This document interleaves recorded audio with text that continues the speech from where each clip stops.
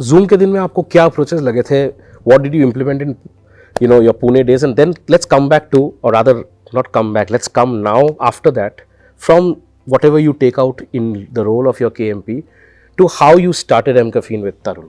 So let's go into that a bit to say आपने उस role में क्या देखा, उन्होंने आप में क्या देखा for you to lead a city, what do you learn by building a vertical in a city, and then from there when did you realize कि अब that calling, that Suleimani Kira is back, that we have to go across and do something on our own. So let's take a bit of that nostalgia back in, I think, 2016 when we met. 2016, right. Yeah. So see, it was a hyper growth environment at Zoom. That time we, from starting that one city, ended up launching like 6 different states in that next year, and a beautiful system. But then again, this entrepreneurship is more like a niche. You don't scratch because you want to. It's just that you have that urge to do that again. I wanted to start that again. So I have a friend, Amit. You also know him well. Yeah. He's the founder of Box8. He used to work with me back in the US days and stuff. And in fact, Amit and Anshul, I know them from very early days of Box8. Right. And so he's a dear friend, and he was in the know that I'm planning to start again. And Tarun was actually the head of business for Box8.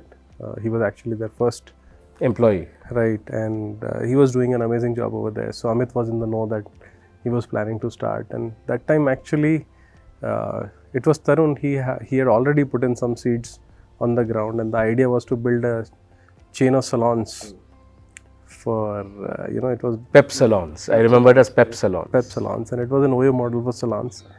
But somehow, God has different plans for us, and, very early in the cycle, we realized that, there's no way we can reach up to like 1,000 salons, because it was very difficult. We had grossly underestimated the complexity of that problem, and we pivoted towards products. And then that's how mCaffeine came by. We were making some products for the salons, and we pivoted and we made a new brand. And then, yeah.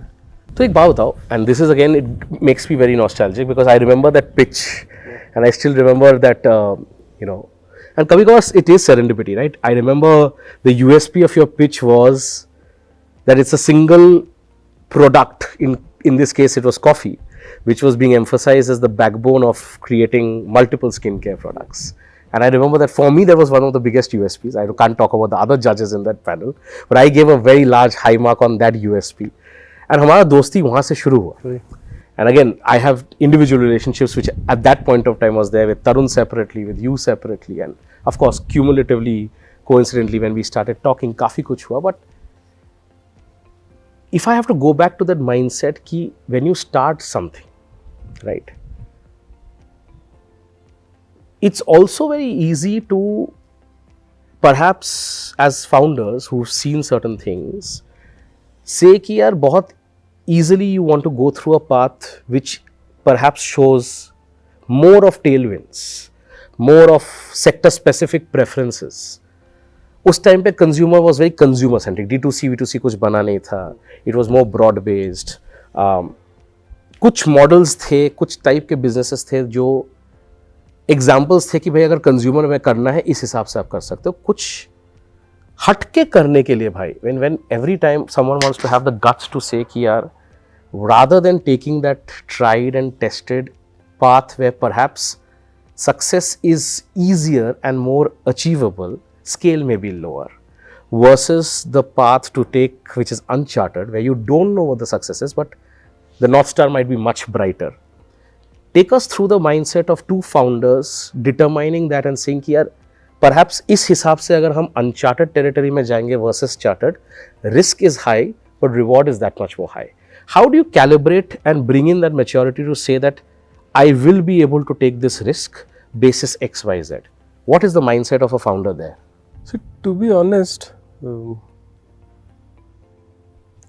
I think to start anything, right, you need a little bit of that idiocy anyways. I'll tell you why. Any business plan that you identify, it will practically fail on all pragmatic parameters. Because the point is, if this should have been done, somebody would have done it in the past. If it has taken more resources in the past, how will you be able to do it in lesser? If it has taken more time in the past, how will you do it in lesser time? Now, in that case, it's only sheer your will that you want to do it, faster and with lesser resources and do something that has never existed. So the seed of it will be idiotic. You can't have too rational a seed for any. पागलपंती. I won't say idiotic. I would say पागलपंती चाहिए. थोड़ा सा वो जहन में craziness चाहिए. तो कौन कहता है हमारी कसक में गर्मी नहीं है, जो भी सुकून था सो जला दिया हमने. क्या बात. तो वो तो लगता है, right. Ultimately if you are trying to do something which does not exist or it has to come up, so there has to be a little bit of non sensibility in that and you give it a try, right. To achieve that you try all the sensible means. आपको you take that marketing and you try to put it in. You need to put in financial guardrails. You need to have that operational structures and systems and everything. But the underpinnings cannot be rational and sensible. The underpinnings have to come from somewhere else, right? That's where the higher purpose comes in some ways, right? What is it that you want to achieve? This is my ambition. Why is it my ambition? It can be for so many different reasons. It can be my personal pursuit. It can be some social reason. It can be, or it's just the way some people are built. Right? The DNA, right? So that will be there. अब उसके बाद में कुछ चीज़ें workout करेंगी, कुछ चीज़ें नहीं वर्कआउट करेंगी. जो नहीं वर्कआउट करेंगी, you try to redo them, or you try to do more things, you try to do different things, and you'll come up to a path, right? So basically, what is it that I'm trying to avoid, and I think it might make the whole discussion a bit boring, is you take the end point which somebody believes is successful, or you call it an achievement, and then you try to weave a backstory that how everything was stitched perfectly and things like that. That makes a glorious story. but it's never true. But yeah, I mean, There's nothing called perfect stitching. could be true for somebody, but नहीं हो सकता भाई. At least मेरे experience में तो पिछले 22-23 साल में नहीं देखा यार मैंने. Basically you trace the life back and you realize that there was a fork at every stage. It was either some good sense somewhere that prevailed, it was some good people who guided you along one particular path, or sheer serendipity that you went certain way and you finally came up to a particular outcome, right? In so many different universes you could have taken a different path, landed up very differently. You could have failed miserably, or you could have succeeded like anything else. That does not mean that you have you like worthy of more credit or less credit than whatever you have done. You are entitled to all the sweat that you have put in, and the balance that you have maintained in that entire journey, right? Because you have carried everybody along, right? And let me correct it. It's not that you have carried everybody along. People have carried, right? Correct. Your family has also carried you along that journey, right? Very easy to say that you have carried your family. It's other way around actually. They are your lifeboat at the end of the day. So if they are not poised, or they are not happy or content with what is happening in terms of overall life, or they don't support you, they don't lift you, It'll impact. It'll impact.